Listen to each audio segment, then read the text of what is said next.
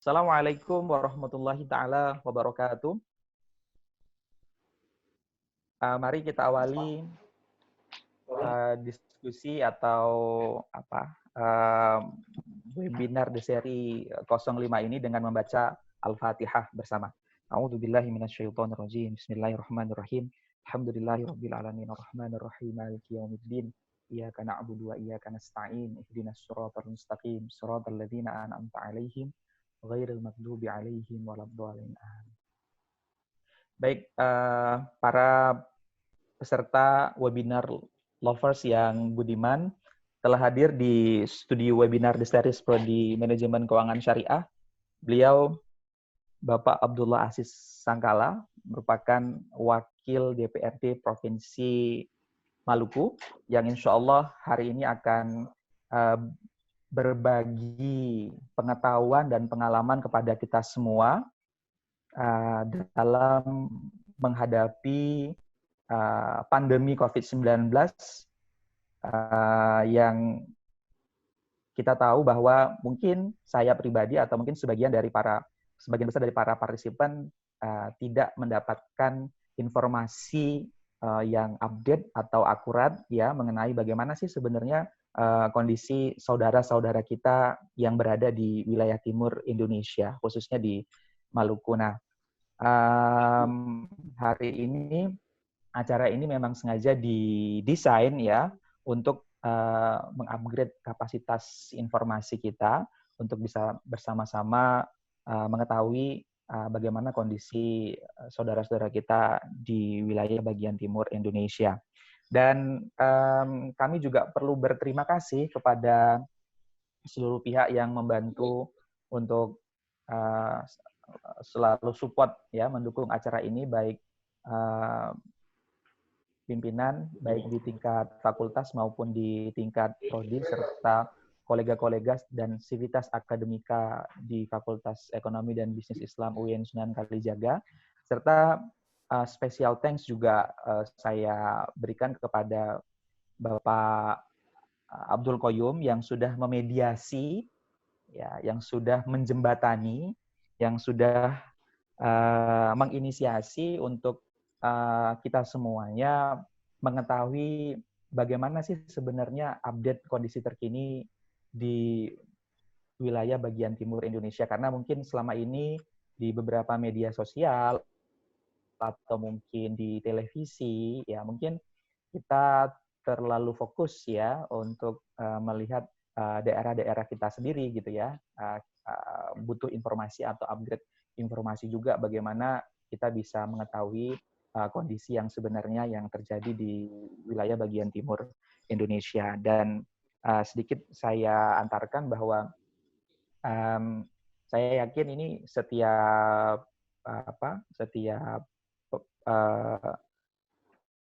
daerah punya kebijakan ya yang berusaha untuk melindungi warganya,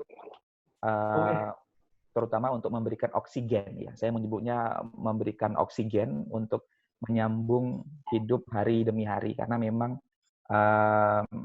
ya dampak dari COVID ini tidak hanya mengguncang stabilitas kesehatan, tapi juga ini menyebabkan krisis di berbagai sektor ya. Mungkin sudah kita bahas baik itu sektor ekonomi, kemudian sosial, budaya, dan pada kesempatan kali ini mari kita sama-sama belajar ya, mendengarkan bagaimana pemerintah di Provinsi Maluku khususnya bisa tetap survive, berjuang menghadapi pandemi COVID-19 yang telah melanda ibu kita Indonesia. Baik, selanjutnya saya akan beri waktu kurang lebih sekitar 30 sampai 40 menit Pak Aziz, untuk Pak Aziz bisa menyampaikan materi terkait dengan tema kita pada pagi hari ini. Kepada Pak Aziz dipersilahkan. Ya, berapa menit Mas Izra? Mas Izra. Ya, baik Pak. Siap. Berapa menit ya? 30 sampai 40 menit, Pak. 30 sampai 40 menit. Ya, insya Allah kita percepat sedikit ya. Baik, Pak. Ya, bismillahirrahmanirrahim. Assalamualaikum warahmatullahi wabarakatuh. Waalaikumsalam warahmatullahi wabarakatuh. Saya hormati Mas Izra selaku moderator kita, Bapak Ibu para dosen dari Universitas Muhammadiyah Jogja. Betul ya Mas ya? Universitas Islam Negeri, Pak. Sunan Kalijaga. Universitas Islam Universitas Negeri. Islam ya? Iya, Islam Negeri UI ya. Universitas Islam Negeri Jogja. Iya.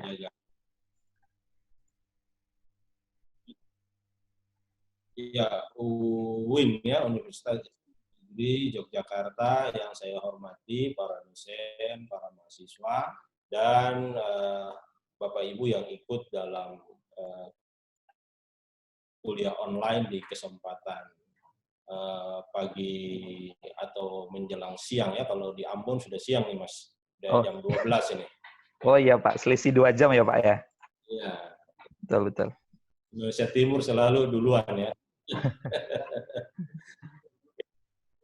Bapak Ibu dan teman-teman mahasiswa yang saya hormati, yang pertama mungkin saya bersyukur dan berterima kasih, apresiasi saya untuk UIN Yogyakarta yang sudah membuka ruang untuk mendengarkan secara langsung kondisi saudara-saudara kita dari wilayah timur Indonesia, baik kondisi bagaimana mereka menghadapi pandemi COVID-19 maupun dampak yang ditimbulkannya, terutama untuk sosial ekonomi masyarakat. Saya atas nama pimpinan Dewan dan seluruh masyarakat Maluku sekali lagi menyampaikan apresiasi dan terima kasih kami untuk hal itu. Yang kedua, saya diminta lewat Pak Koyum ya, itu ya Mas Izra ya? Iya Pak Koyum, Abdul Koyum. Koyum untuk memberikan sedikit berbagi informasi lah ya, secara umum boleh dikatakan demikian, dan tentu dari informasi yang ada mudah-mudahan ada bahan diskusi untuk penguatan baik bagi kami sendiri di Maluku untuk terus melakukan upaya-upaya melindungi masyarakat kita dari COVID-19 maupun dampak sosial ekonominya, maupun mungkin ada hal-hal yang positif yang bisa kita informasikan menjadi masukan bagi lembaga pendidikan untuk ikut mendorong upaya-upaya untuk mempercepat ya penyelesaian COVID-19 dan tentu dampak sosial ekonomi yang ditimbulkan. Ini Pak Koyum, Pak Izra, lihat gambar ya? Ya, siap Pak. Halo Pak, siap. Gambarnya kelihatan? Ya. Kelihatan jelas Jadi Pak. Ini adalah kantor kami DPRD Provinsi Maluku. Ya, jadi ini kantor kami DPRD Provinsi Maluku. Ya, ada di sebelahnya itu patung pahlawan nasional Marta Christina Tiahahu. Ya. DPRD Provinsi Maluku berjumlah 45 anggota dan terdiri dari 8 fraksi di dalamnya. Saya sendiri perkenalkan Haji Abdullah Aziz Sangkala, Wakil Ketua DPRD Provinsi Maluku dari fraksi Partai Keadilan Sejahtera. Ketua dari fraksi PDI Perjuangan, dan ada 2 wakil lainnya dari fraksi Golkar dan fraksi Gerindra. Saya langsung aja ya ke paparan kami ya, Pak Izra. Baik Pak, siap. Oke.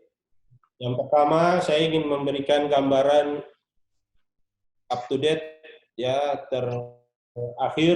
tertanggal ini 17 April ya, harusnya bisa dari tanggal 2 hari sebelumnya, tapi mungkin ini teman-teman menyiapkan materinya keduluan.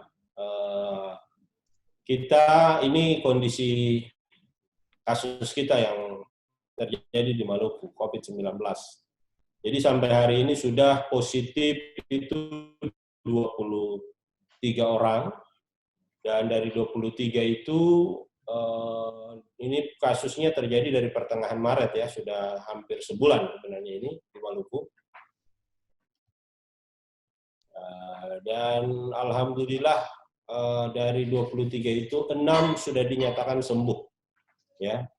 6 sudah dinyatakan sembuh, walaupun jujur aja Pak Izra dan teman-teman di Jogja, kami selalu sewakil rakyat juga khawatir karena meragukan kemampuan penanganan ya, fasilitas lah, terutama di rumah sakit kita. Tapi ya mungkin atas izin dan bantuan dari Allah juga para pasien kita ini bisa sembuh. Bahkan ada salah satu pasien itu umurnya 74 tahun loh, Pak Izra.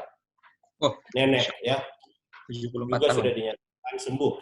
Ya, nenek 74 tahun juga sudah dinyatakan sembuh. Yang masih ada kasus positif ada 17 yang masih ditangani oleh pemerintah, dan tidak semua di rumah sakit ini yang 17. Ada sekitar 5 orang itu positif tapi hanya di karantina saja karena kondisi kesehatannya baik, ya sehat. Lalu kita juga punya ada 7 kasus kategorinya PDP ya, pasien dalam pengawasan, dan 105 orang ODP, orang dalam pemantauan. Kita juga telah menyiapkan 7 rumah sakit rujukan ya untuk menangani pasien COVID. Ada 1 RSUD Dr. Haulusi, ini RSU provinsi. Kemudian ada RSUD Dr. J. Leimina Ambon, ada RSUD Dr. Margaret Samlaki ya di Pulau-Pulau.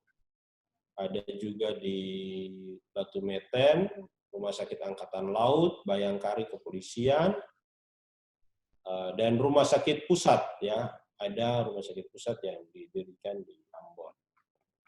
Ya, kita lanjut.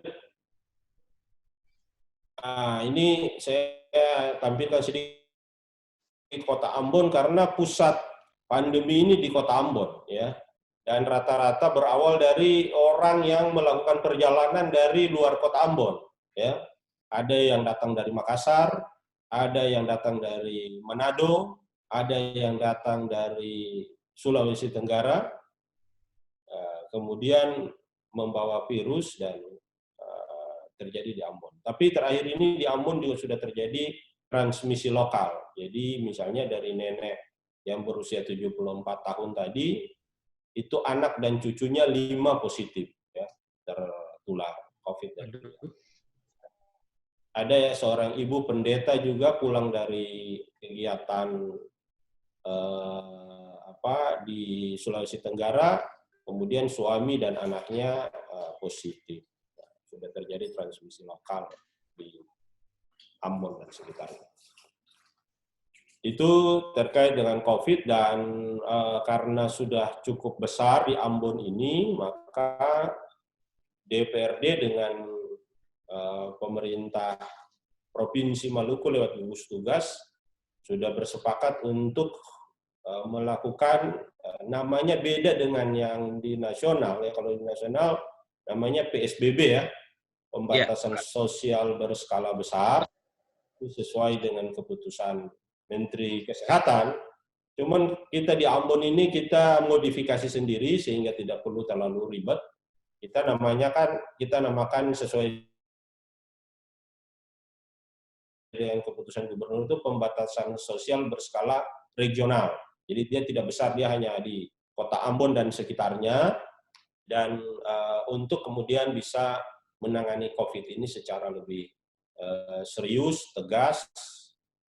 Di antaranya adalah kita sudah minta, sudah putuskan pelabuhan untuk sementara tidak masuk, ya, tidak ada penumpang dari luar Maluku yang masuk lewat pelabuhan. Jadi keputusan ini berlaku 2 minggu ke depan, mulai tanggal 17 sampai 1 Mei.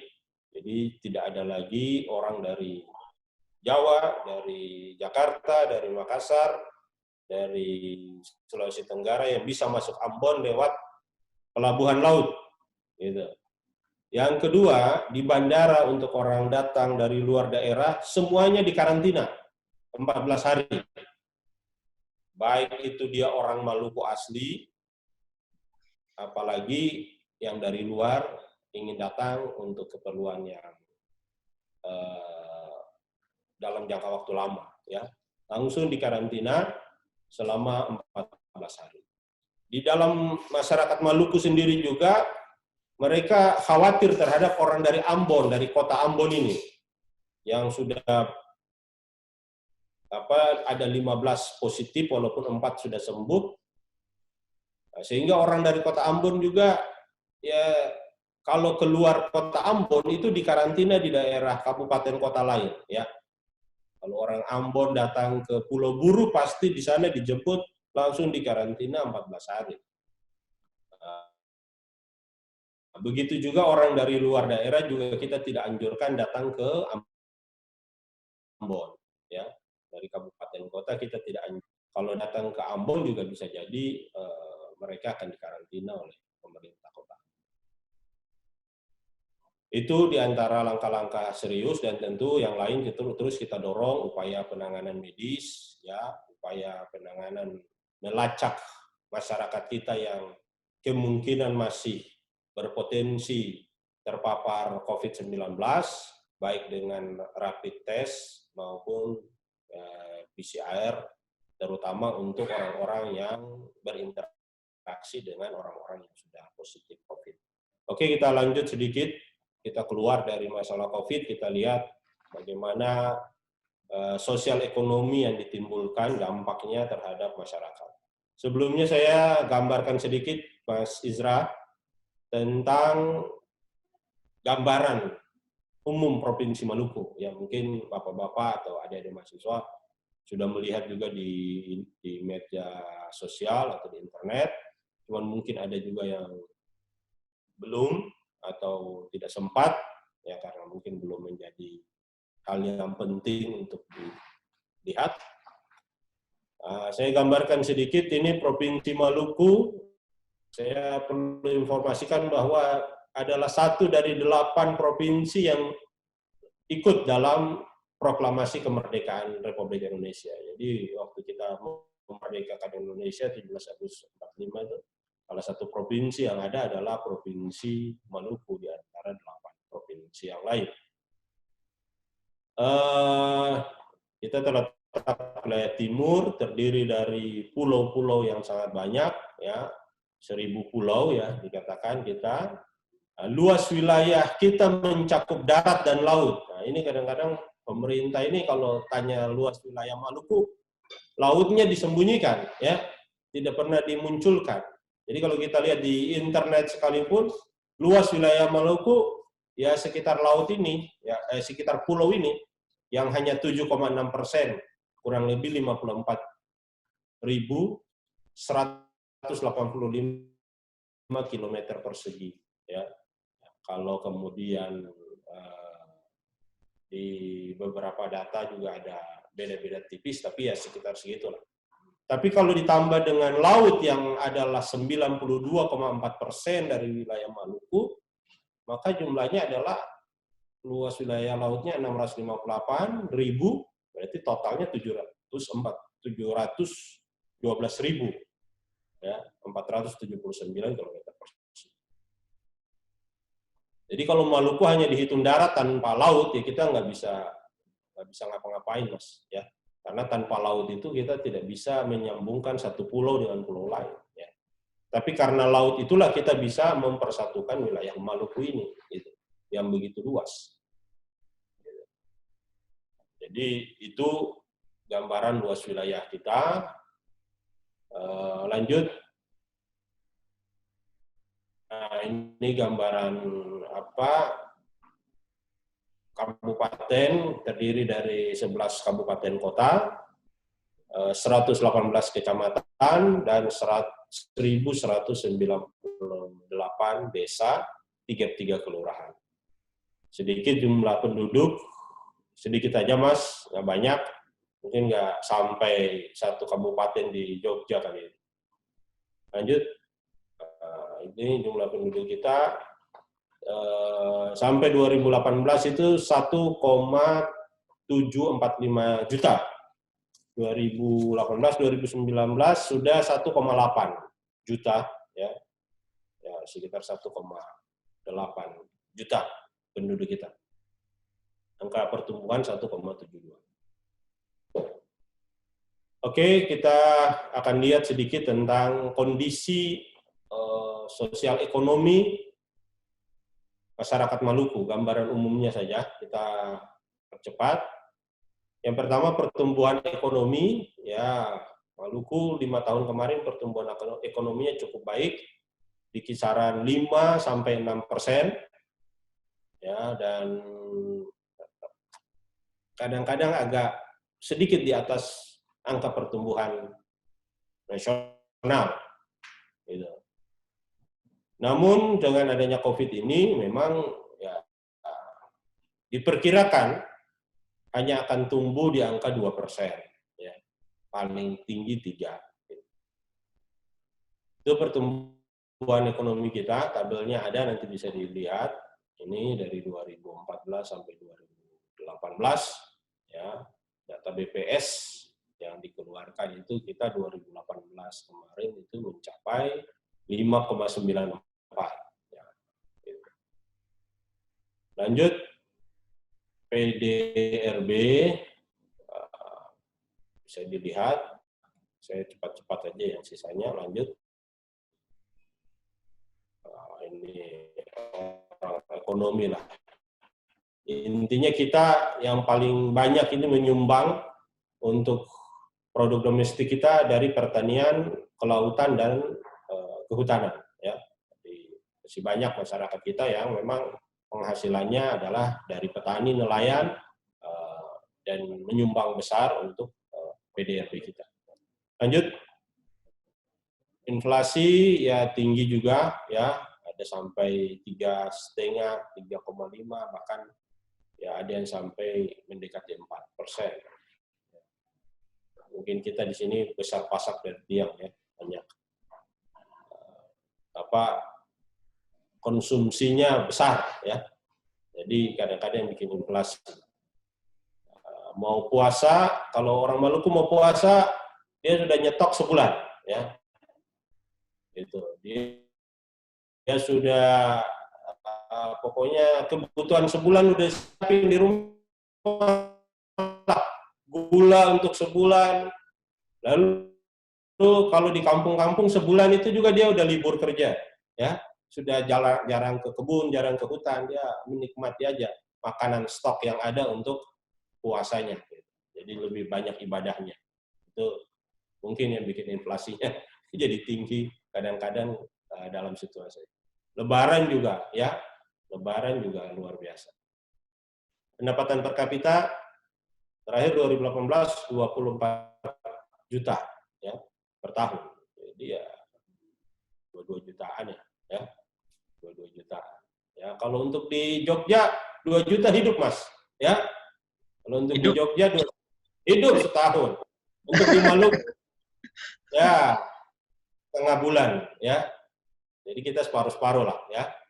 2 juta setahun, kita di Maluku sebulan. Makanya orang Maluku bisa menyekolahkan anaknya di Jogja itu enak aja, ya. Atau di Jawa.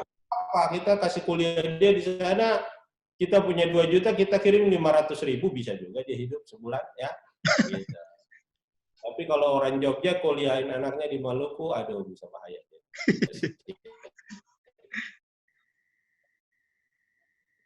Nah, saya punya teman anak Jogja dulu satu angkatan kuliah di Maluku, kuliah kehutanan sama-sama, sudah pulang, sudah balik, sudah selesai. Lanjut,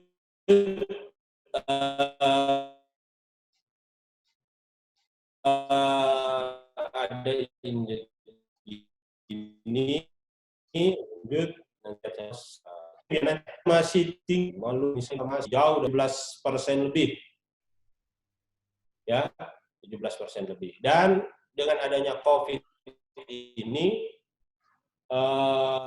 angka penduduk miskin dan hampir miskin diperkirakan di Maluku akan mendekati 4. Jadi 40% dari 1,8 juta penduduk kita ya hampir akhir Maret ya, sudah di angka 18,2.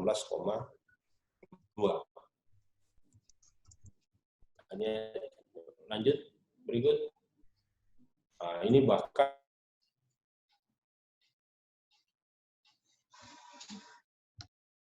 di 2019 sudah ada triwulan 17,7. Ya, lanjut. Pengangguran juga besar ya. Jadi Maluku ini pertumbuhannya gede. Tapi mungkin pertumbuhan kita ya kualitasnya tidak terlalu baik. Kemudian tidak menyebar ke wilayah pedesaan atau di wilayah pinggiran. Pertumbuhannya karena terpusat di perkotaan, ditunjukkan dengan misalnya PDRB-nya juga konstruksinya tinggi.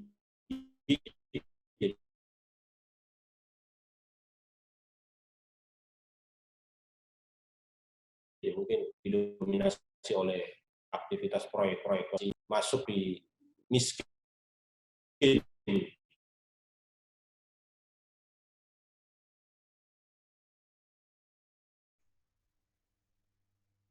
Aktivitas proyek-proyek pemerintah. Penyerap atau wisata lagi masih tetap tinggi, kemudian juga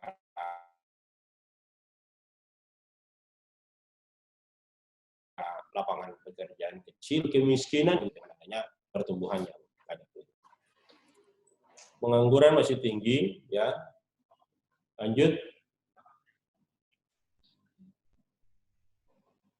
Ya, pendidikan, sebenarnya kondisi pendidikan Maluku masih cukup memprihatinkan, walaupun capaian-capaian di beberapa hal cukup tinggi, tetapi secara umum masih cukup memprihatinkan dari sisi misalnya mutu, ya kita mutu masih nomor 4 dari bawah, ya walaupun di capaian-capaian kita yang lain ya sudah cukup baik, tetapi akumulatifnya di mutu itu masih sangat rendah jika dibandingkan dengan daerah-daerah kabupaten kota lain.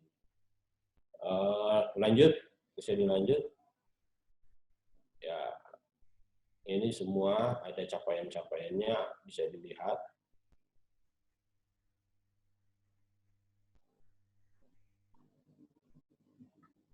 Ya, yang terakhir kesehatan, ya, kesehatan.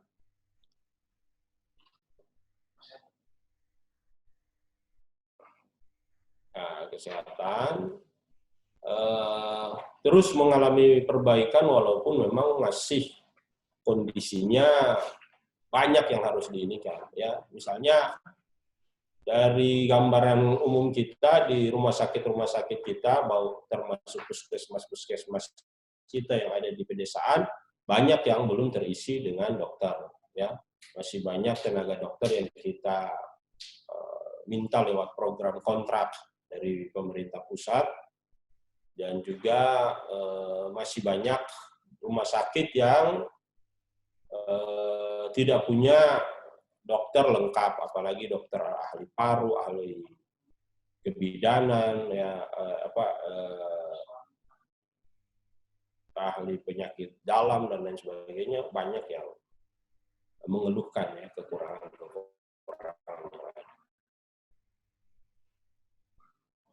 Lanjut kesehatan, dan mari kita bicara tentang apa yang dimiliki oleh Maluku, ya, dengan gambaran umum tadi. Sesungguhnya bisa nggak Maluku itu survive, ya. Kita lihat apa potensinya yang dia miliki, terutama sumber daya alam. Yang pertama perikanan, ya. Jadi perikanan ini luar biasa, ya. Maluku ini merupakan 1/3 atau 1/3 dari lumbung ikan nasional, ya. Jadi semuanya ada di Maluku. Ya, sepertiga dari potensi perikanan kita itu ada di Maluku. Dikatakan dari surat keputusan Menteri Kelautan nomor 50 ya, balik sebelumnya saya lihat. Itu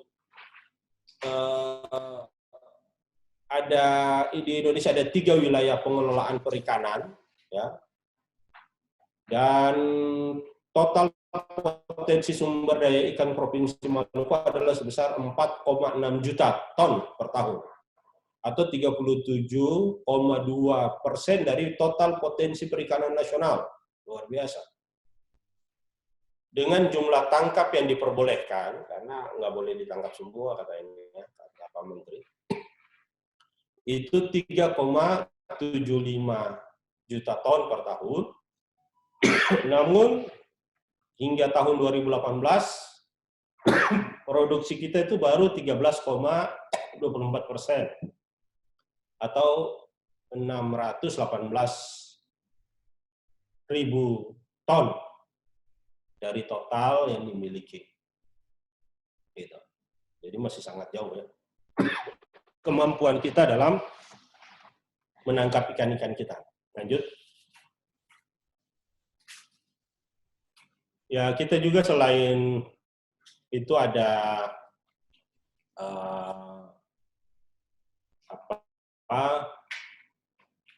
ya ini Maluku dan ini nasional ya. Lanjut. Ya, selain produksi perikanan tangkap, kita juga ada budidaya, dan ya produksi mereka juga cukup besar. Tahun 2017 817.000 ton, ya, terutama budidaya udang yang ada di Maluku dan budidaya lainnya. Lanjut. Perkebunan andalan Maluku, kelapa, cengkeh, pala, ini produksinya. Namun, ya menjadi satu perbincangan nasional beberapa waktu lalu, Kepala Bulog ya, dalam rilis medianya mengatakan bahwa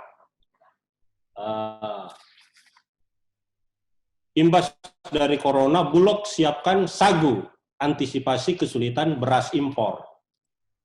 Luar biasa ya.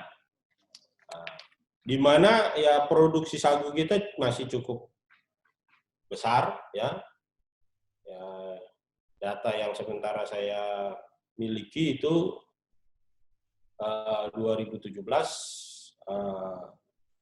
produksi sagu kita itu 5.970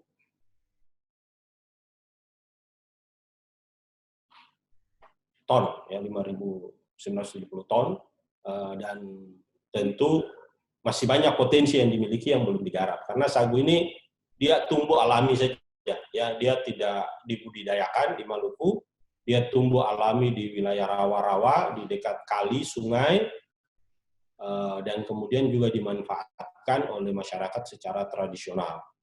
Kebanyakan sagu ini pangannya digunakan untuk produksi sagu sendiri dalam bentuk lempengan, ya, yang bisa dimakan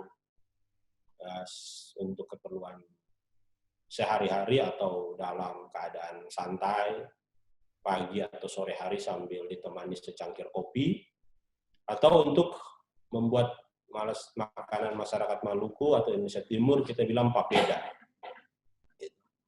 Itu untuk sagu, dan masih sangat luas ya kawasan sagu ini di Maluku yang belum diolah, dan memang apa yang dibilang oleh Pak Budi itu betul, bahwa kalau ini dioptimalkan betul bisa menjadi cadangan pangan kita, baik untuk masyarakat Maluku dan sekitarnya ataupun untuk kebutuhan masyarakat nasional ya. Sehingga kalau Maluku, Sulawesi, NTT, Papua dan lain sebagainya bisa memanfaatkan ini dengan baik, bisa jadi ya gambaran beliau bahwa diperkirakan itu cadangan beras kita akan menurun ya, diperkirakan produksi gabah turun hingga 50%, kalau beliau ya bisa jadi ya nggak usah ngirim banyak-banyak lah ke Sulawesi dan Maluku dan Papua, biar kita optimalkan sumber daya kita. Itu kalau COVID-nya ini berlama-lama, ya kita berharap tidak berlama-lama ya Mas ya. Mudah-mudahan 3 bulan aja udah bisa kita atasi lah.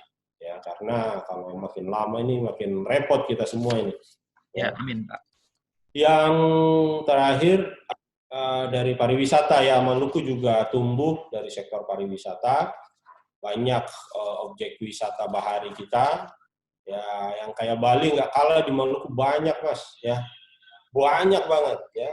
Nah, cuman masalahnya adalah kesulitan kita dari infrastruktur, ya terutama infrastruktur perhubungan. Orang mau ke wilayah-wilayah yang cantik itu sulitnya bukan main, ya penerbangan terbatas, jalur laut terbatas dan lain sebagainya dan lain sebagainya. Terakhir, apalagi Mas, ini kondisi ekonomi masyarakat Maluku pada pandemi COVID. Kalau ini kita cerita aja, nggak usah ini. Yang jelas pertama bahwa dengan kondisi yang ada, pemerintah harus menyiapkan upaya serius untuk mengatasi kondisi ekonomi yang dihadapi oleh masyarakat Maluku. Walaupun secara sosial kultural, sesungguhnya masyarakat Maluku itu punya ketahanan yang tinggi menghadapi krisis, termasuk juga krisis ekonomi sekalipun. Orang Maluku itu punya semboyan, ya potong di kuku, rasa di daging, ya Mas ya, Ya. potong di kuku, rasa di daging. Itu jarang-jarang loh Mas, motong kuku yang sakit di daging, nggak mungkin ya? Nggak mungkin. Ya. Mungkin, tapi kalau orang Maluku kukunya dipotong, dagingnya berasa sakit, luar biasa kan? Begitu toleransinya daging sama kuku kan? Gitu. Kemudian sagu salempeng patah 2, ya sagu tadi yang kita bilang kan? Ya. Dia punya sagu cuman 1 balok ya, salempeng itu kayak HP lah ya. Sagu ini dibikin kayak HP gini ya. Dia punya sagu 1, dia patah 2 ya. Dia kasih 1 saudaranya. Dia bilang ale rasa, beta rasa. Harusnya beta rasa dulu baru ale rasa, tapi dia enggak. Ale rasa dulu baru beta rasa. Dia dulu kan, dia punya saudara dulu, baru dia dirinya. Makan ale rasa, beta rasa. Kayak gitu.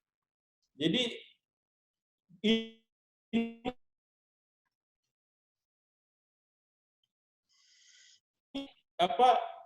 sosial masyarakat yang seperti ini, lokal atau filosofi sosial, kan mereka punya ketahanan sosial yang kuat untuk menghadapi krisis ekonomi. Apalagi tadi yang Pak Budi sampaikan, kita punya sagu kalau memang krisis ini akan terjadi di Indonesia. Yang kedua, kita punya laut, ya.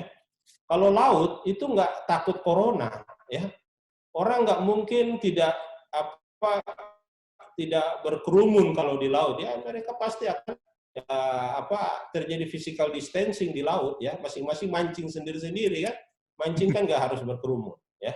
Nah, jadi laut begitu luas, potensi ikan masih banyak. Sagu sudah ya kita aman sudah kita untuk menghadapi kebutuhan pokok, ya, ditambah lagi dengan petani yang juga masih ada.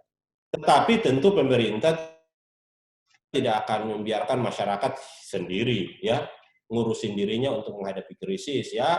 Pemerintah siapkan formula, dari nasional sudah ada, kita provinsi juga sudah ada, ya. Kita juga sudah siap, walaupun ya menyiapkan ini juga ya dengan sedikit ya tekanan juga dari pemerintah pusat, Mas, ya. Kita ditekan lewat SKB Menteri Keuangan dan Menteri Dalam Negeri untuk memotong 50% anggaran kita, ya. Luar biasa, ya. 50% anggaran kita potong, ya tentu kita akan gunakan sebagian untuk COVID, sebagian untuk jaring pengaman sosial, ya, untuk proyek-proyek padat karya dan lain sebagainya akan kita siapkan. Di samping itu juga desa yang 1.100 lebih tadi, itu juga di dalam instruksi Menteri Desa juga sudah mewajibkan itu. Jadi desa kurang lebih 30% untuk dana yang dibagi-bagi ke masyarakat ini BLT ya. Ya. BLT, jadi 30%. Kita juga APBD provinsi, kabupaten, kota akan kasih BLT juga ke masyarakat. Kita dalam itunya kan 600.000 per bulan, selama 3 bulan akan dikasih BLT. Ya, lalu ada juga proyek padat karya disiapkan di desa ya untuk masyarakat yang mungkin tidak berpenghasilan karena COVID. Ya, kemudian juga ada untuk ekonomi, dampak ekonomi yang ditimbulkan yang akan kita pikirkan untuk mereka bisa survive gitu. Itu yang akan kita lakukan, tentu bersama dengan masyarakat ya, kita bahu-membahu agar yang pertama dan utama kita perangi dulu COVID ini biar cepat selesai ya, dengan yang tadi sudah kita lakukan adalah pembatasan sosial berskala regional bersama pemerintah daerah, kepolisian, TNI, pemerintah kita sampai di tingkat kepala desa, RT, RW, semua bekerja keras supaya memang bisa melokalisir pergerakan masyarakat agar kesehatan kita bekerja cepat menyelesaikan corona, dan juga perlahan-lahan kita mulai memberikan stimulan-stimulan, anggaran-anggaran, kegiatan-kegiatan kepada masyarakat, baik itu padat karya maupun BLT, agar mereka bisa menjaga ekonomi kita tidak terlalu terpuruk, terutama untuk ekonomi keluarga. Gitu. Itu mungkin sedikit cerita-cerita dari kita Maluku untuk bapak-bapak yang ada, mahasiswa yang ada di Jogja, tentang bagaimana kita menghadapi COVID-19 ini. Terima kasih, Mas. Saya kembalikan kepada Mas Izra. Baik, terima kasih Pak Aziz, sangat informatif dan banyak sekali hal-hal yang tentu saja secara pribadi ini baru saya ketahui karena mungkin jarang diekspos di media sosial terkait dengan betapa kayanya ya Indonesia atau betapa kayanya Maluku ya, seperti itu. Bahkan tadi Pak Aziz sampai menyatakan bahwa seandainya pun terjadi krisis ya, ternyata masyarakat di Maluku sangat kuat ya untuk menghadapi itu. Di luar biasa ini informasi yang sangat update seperti itu. Dan selanjutnya ini ada pertanyaan dari Pak Koyum ya. Saya persilakan live supaya bisa lebih interaktif dengan Bapak Aziz. Kepada Pak Koyum dipersilakan. Pak Koyum? Pak Koyum? Ya, halo. Ya, Mas Izi. Oke, Pak Aziz. Assalamualaikum warahmatullahi wabarakatuh.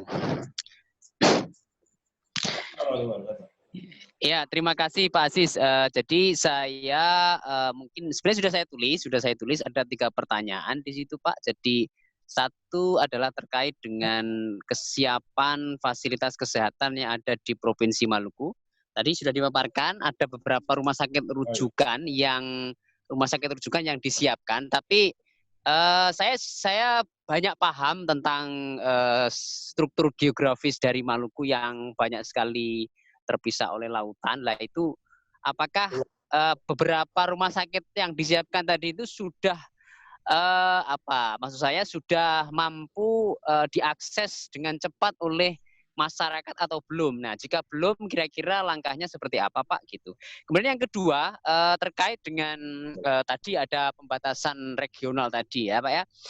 Nah, saya amati kalau saya amati itu kan ada daerah-daerah di Maluku itu ketergantungan terhadap Ambon ini kan cukup kuat sekali. Nah, kira-kira kalau ada pembatasan regional, pembatasan gerak itu, kira-kira langkahnya seperti apa Pak untuk mencukupi kebutuhan logistik masyarakat di sana? Seperti di tempat ini mertua saya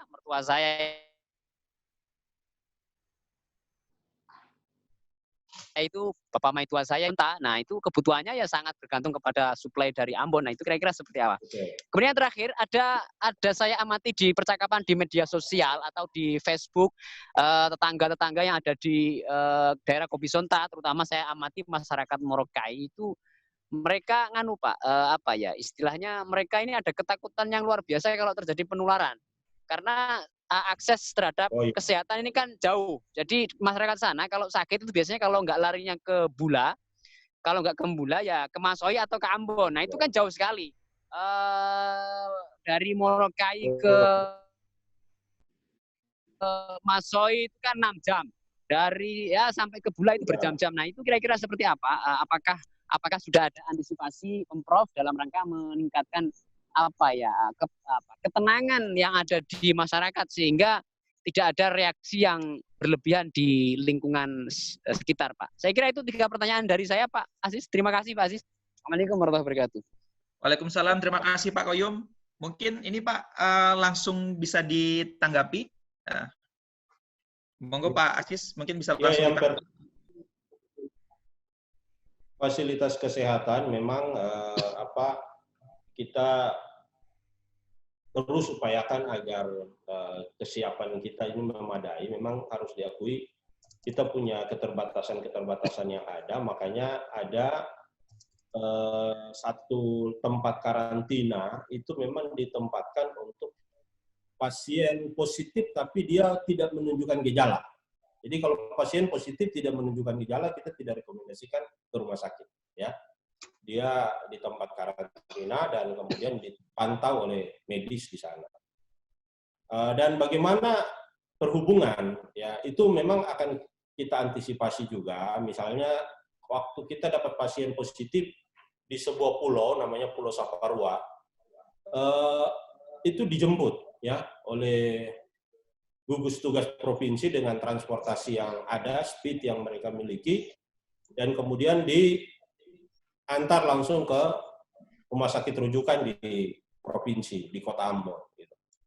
Sehingga memang yang diceritakan tadi betul, kita pulau-pulau dan kita pastikan memang ketika ada pasien positif di suatu tempat itu segera dirujuk ke rumah sakit rujukan yang sebagian besar ada di Pulau Ambon. Walaupun di pulau seperti tadi ada rumah sakit rujukan di Tanimbar, ya itu di Pulau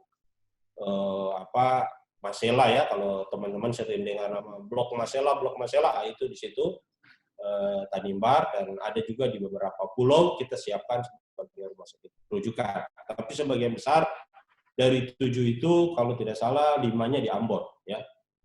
Lalu dengan adanya pembatasan sosial berskala regional, bagaimana tentang distribusi makanan, sembako, dan lain sebagainya. Tetap kita buka, lancar.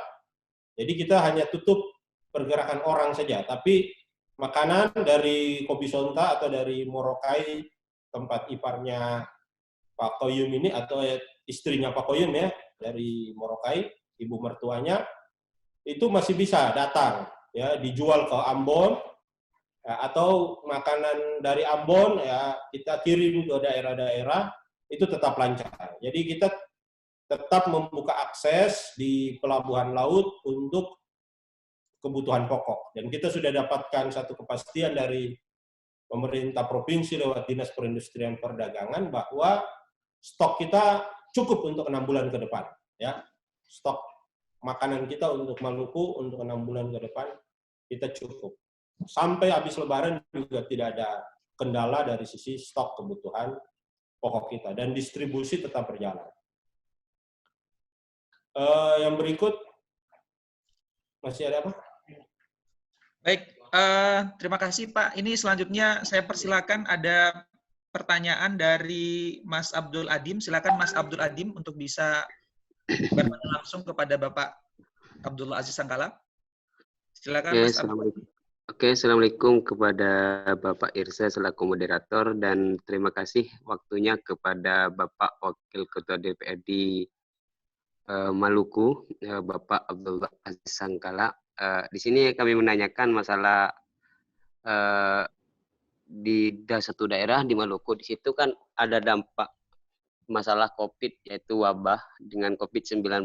Di situ kan dampak pada masyarakat itu kira-kira seperti apa dengan adanya lockdown dalam perekonomian di suatu daerah.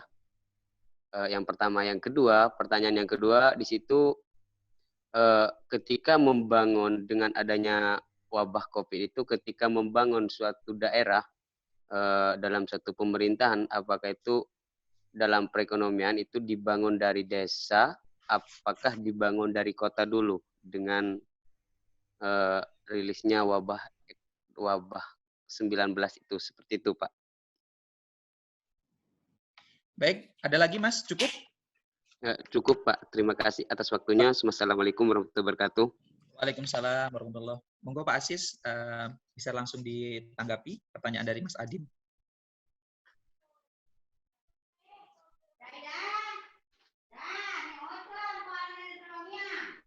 Ya, saya langsung ya Mas Isra ya. Ya. Iya, Pak. Ya, jadi kita di Maluku, kita sekali lagi saya katakan, kita istilahkan itu pembatasan sosial berskala regional. Orang memang kita anjurkan untuk tidak bermobilitas dari satu tempat ke tempat lain. Yang bermobilitas langsung kita karantina, tetapi aktivitas ekonomi sampai sekarang alhamdulillah masih berjalan dengan lancar. Sekali lagi saya katakan, distribusi kebutuhan pokok tetap berjalan, dari kota ke kabupaten kota ke desa tetap berjalan, dan begitu juga sebaliknya. Ketahanan kita dari sisi ekonomi juga masih kuat, ya, masih bisa stok kita, ya bahkan kata mereka sampai 6 bulan kita masih bisa, tapi ya tentu minimal sampai setelah Lebaran Idul Fitri kondisi ketahanan ekonomi kita masih baik, arti kebutuhan sembako, beras, gula yang sementara agak susah karena ya ini nasional, ya, masalah gula kan masalah nasional, tapi beras, kemudian minyak kelapa, telur, daging dan lain sebagainya aman gitu. Yang untuk masyarakat seperti apa? Ya memang masyarakat kecil sudah mulai agak terdampak karena banyak yang mulai sunyi, ya, kios-kios, kelontongan dan lain sebagainya itu cukup turun pendapatan mereka. Masyarakat yang juga mengais rezeki dari becak, dari ini juga terdampak, makanya kita siapkan jaring pengaman sosial dalam bentuk BLT untuk mereka-mereka yang memang sangat terdampak dari sisi ekonomi. Tapi secara umum aktivitas perekonomian di masyarakat tetap berjalan dengan normal walaupun volumenya berkurang. Kita juga di pemerintah Kota Ambon di beberapa titik berlakukan sampai jam tertentu, ya, jam 8 malam. Setelah itu sudah tidak boleh lagi ada aktivitas berjualan, ya, di tengah masyarakat. Yang berikut Mas Adin ya tadi, ya. Oke, Pak. Terima kasih, Pak. Ini untuk pembangunan itu dari kota ke desa, dari desa ke kota semua jalan.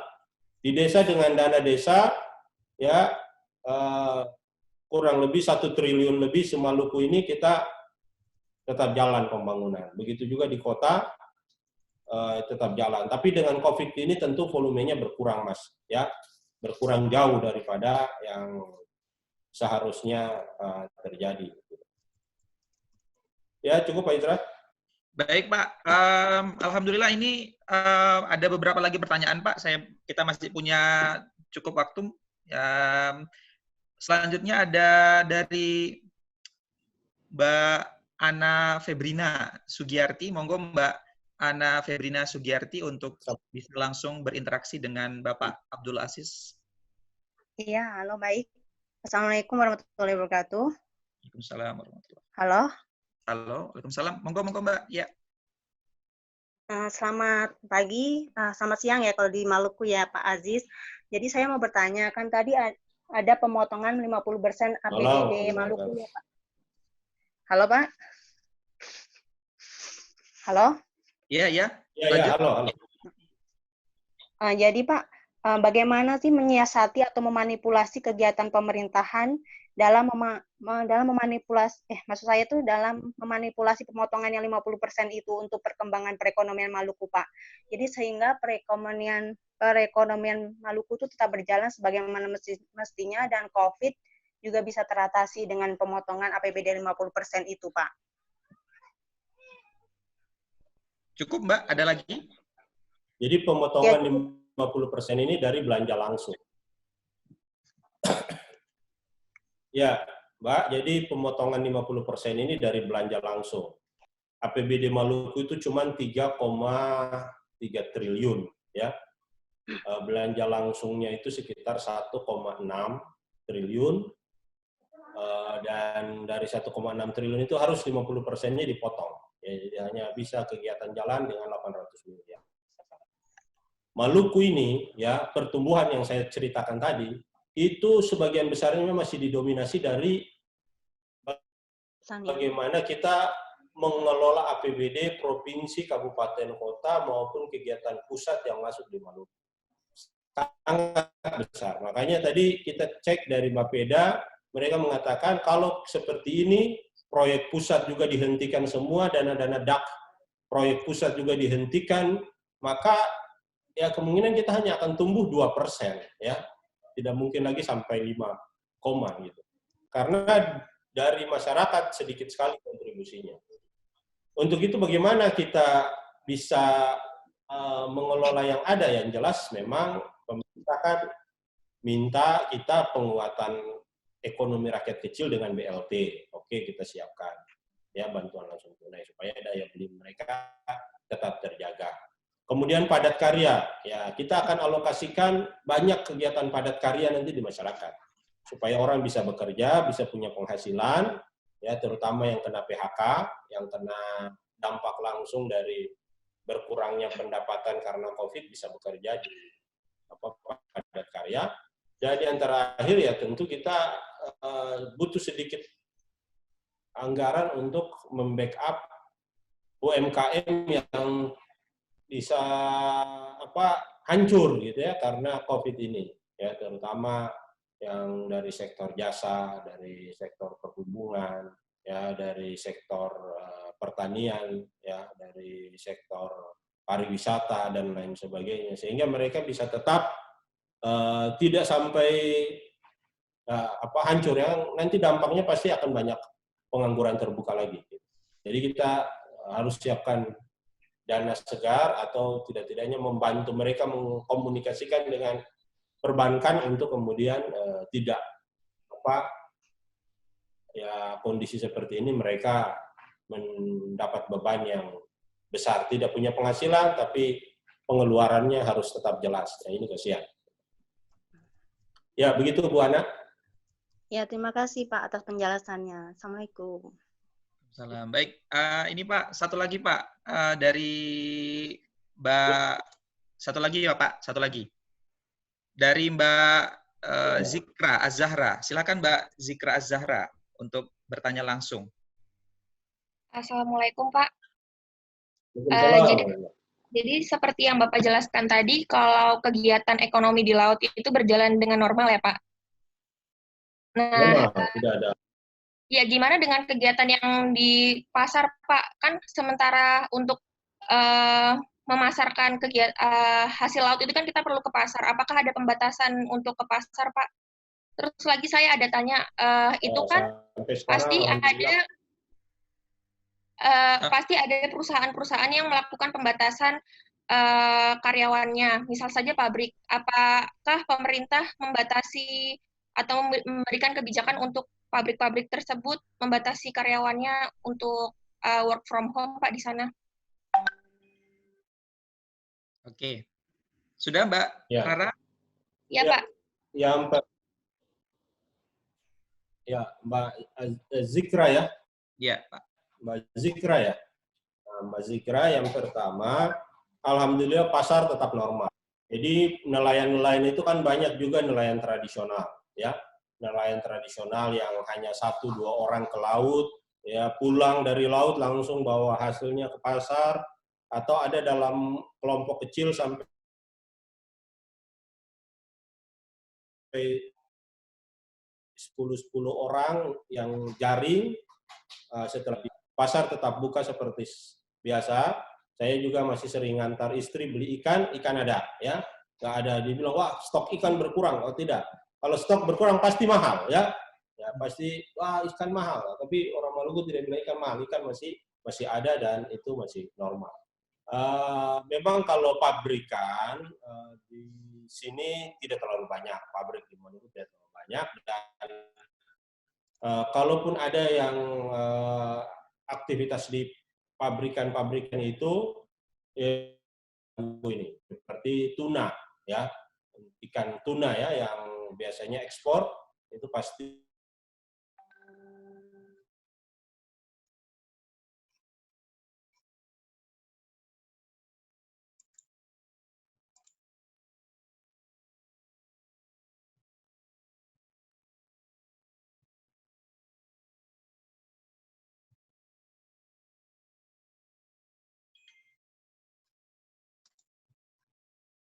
Halo, Pak Asis?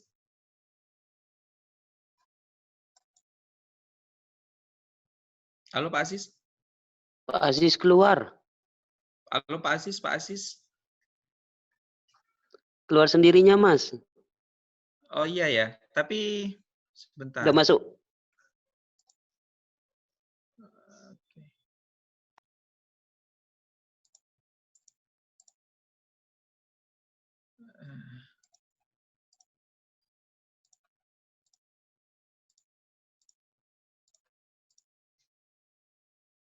Halo, Pak Asis?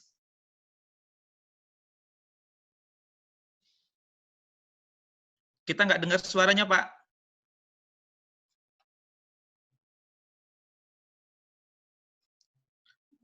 Oke, masih di mute.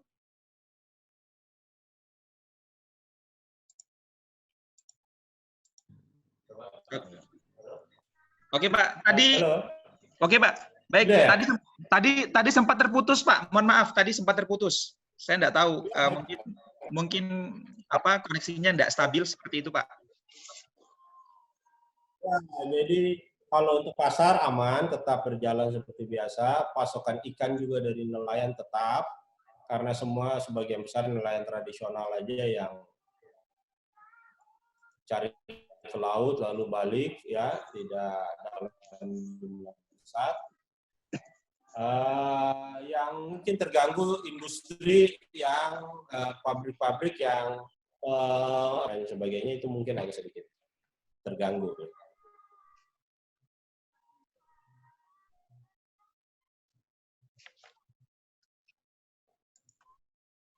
Ya, Pak Ezra? Ya, oke Pak. Baik.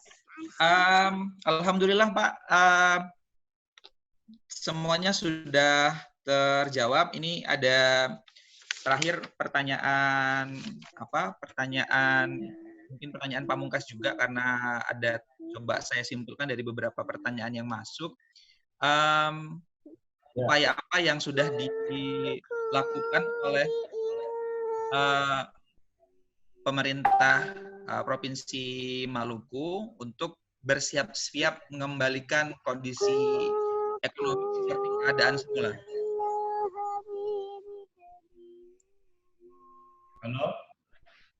Halo, Pak. Pertanyaan terakhir, Pak. Mungkin bagaimana upaya Provinsi Maluku untuk bisa mengembalikan stabilitas perekonomian setelah nanti COVID-19 hilang dari Indonesia dan dunia, insya Allah. Apa yang langkah-langkah yang sudah dipersiapkan, Pak? Seperti itu. Mungkin sebagai konklusi juga dari Pak Asis. Ya, yang pertama ya kita berharap kondisi ini segera normal, ya, COVID berakhir dan aktivitas ekonomi masyarakat bisa seperti semula, ya. Tentu pemerintah harus berada di tengah.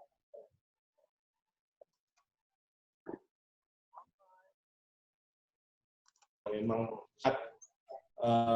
terpukul daya beli dan sudah tidak memiliki kemampuan untuk dari sisi keuangan untuk kebutuhan pokoknya, ya kita akan bantu dengan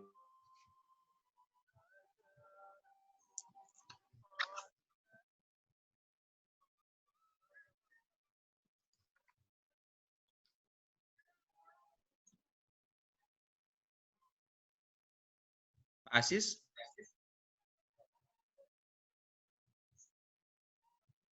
Ya. Dan kita itu, dan tentu di situ kita butuh penguatan baik modalan mereka,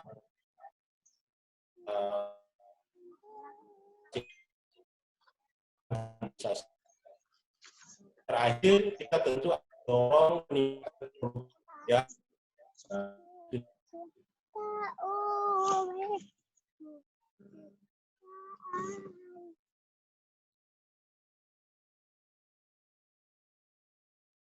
Dorong ini menjadi kekuatan kita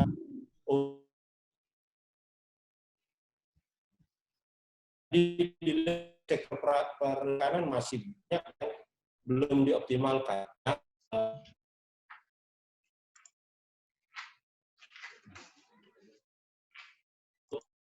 Jadi cadangan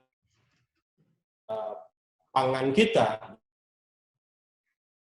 dan ini kekuatan bagi untuk dari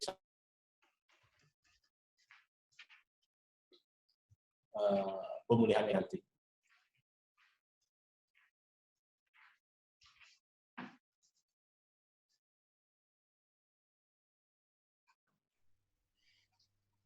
Pak Aziz, bagaimana Pak Aziz?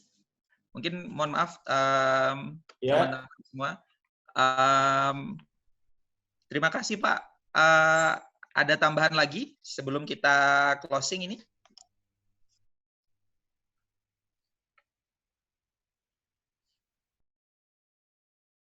Oke, baik. Karena memang ya keterbatasan memang ya, mungkin jaringan kita mungkin yang bisa tidak stabil atau seperti apa. Tapi alhamdulillah paparan yang disampaikan oleh Pak Aziz pada siang hari ini tentunya sangat mencerahkan ya, memberikan wawasan yang baru bagi kita semua bagaimana masyarakat atau warga yang berada di wilayah bagian timur Indonesia yang mungkin menyimpan potensi kekayaan yang luar biasa mampu ya atau bisa bertahan ya dengan skema-skema kebijakan pemerintah yang sangat variatif tadi, tentunya tidak bisa hanya mengandalkan potensi sumber daya alam, tapi memang butuh suplemen tambahan yang memang dapat diberikan tepat sasaran seperti tadi yang disampaikan oleh Pak Aziz dengan adanya bantuan langsung tunai yang diberikan kepada orang-orang yang membutuhkan, karena memang di masa-masa pandemi ini banyak saudara-saudara kita yang dirumahkan ya atau mungkin di PHK karena memang kondisinya seperti ini ya, tidak ada pemasukan sehingga mungkin perusahaan bingung menggaji dari mana, sehingga ya jalan terakhir adalah merumahkan para pekerja atau mem-PHK para pekerja ya, seperti itu. Tapi mudah-mudahan dengan kebijakan-kebijakan yang variatif tadi yang sudah disampaikan oleh Pak Aziz itu bisa meredam krisis-krisis yang diakibatkan oleh munculnya atau akibat adanya COVID-19 yang terjadi saat ini. Baik Pak Aziz, mudah-mudahan kita bisa bertemu di lain kesempatan Pak Aziz di acara yang berbeda tentunya, dan mudah-mudahan panjang seperti itu. Sampai di sini kita bisa mengadakan. Gimana Pak? Ya, mudah-mudahan kalau kondisi sudah reda kita bisa sempat silaturahmi ke Jogja. Sampaikan salam buat Pak Dekan. Baik Pak. Di situ, Mas. Baik Pak. Siap. Baik, terima kasih Pak. Kepada teman-teman, ini saya akhiri dengan pantun ya, berakit-rakit kita ke hulu, berenang-renang kita ke tepian. Mari ulurkan tangan untuk saling membantu, jangan hanya diam dan rebahan. Seperti itu. Mudah-mudahan ini bisa bermanfaat bagi kita semua. Jangan lupa saksikan webinar The seri 06 yang akan dilaksanakan pada hari Jumat. Ya, terima kasih. Kita akhiri webinar seri 05 pada siang hari ini dengan membaca hamdalah. Alhamdulillah. Alhamdulillahirabbil alamin. Taufiq wal hidayah, wa ridha wal inayah. Wassalamualaikum warahmatullahi wabarakatuh.